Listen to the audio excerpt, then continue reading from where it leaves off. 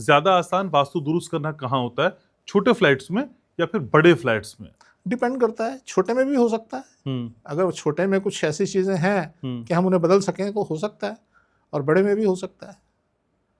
तो ऐसा कोई नियम नहीं है कि बड़े में ही हो सकता है, छोटे में। जबकि ये वास्तु लिखा गया, ये लिखा राजमहलों के लिए गया था, मंदिरों के लिए लिखा गया था, यज्ञशालाओं के लिए लिखा गया था। तो शुरू में अगर आप प्राचीन वास्तु पे जाएंगे, वहां पढ़ेंगे अगर आप ग्रंथों को, उनमें यज्ञशालाओं का विवरण है कि आपका एक हवन कुंड यहाँ होना चाहिए, उसका आकार ये होना चाहिए, उसका माप ये होना चाहिए, एक वहां होना चाहिए, एक वहां होना चाहिए। तो ये यहाँ से शुरू हुआ था, और जनसाधारण में तो बहुत लेट आया ये। पहले महलों तक सीमित था, क्योंकि वही करवा सकते थे, वही इतना ध्यान दे सकते थे, उनके पास समय भी होता था, धन भी होता था। तो धीरे धीरे जनमानस के अंदर ये इसका वितरण होने लगा। लेकिन सर, कई कमरों वाले फ्लैट में अब किसी के पास है ही एक कमरा, एक किचन, एक लैट्रिन, एक बाथरूम, वो क्या वास्तु दुरुस्त करेगा सर? और कैसे वो वास्तु दुरुस्त किया जाएगा, क्योंकि एक ही तो कमरा ही है। सर देखिए, एक आदमी को लेटने के लिए कितनी जगह चाहिए?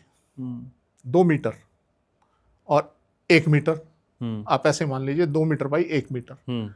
आपके पास एक कमरा है आपके पास 10 बाई 10 का, यानी 3 बाई 3 मीटर का।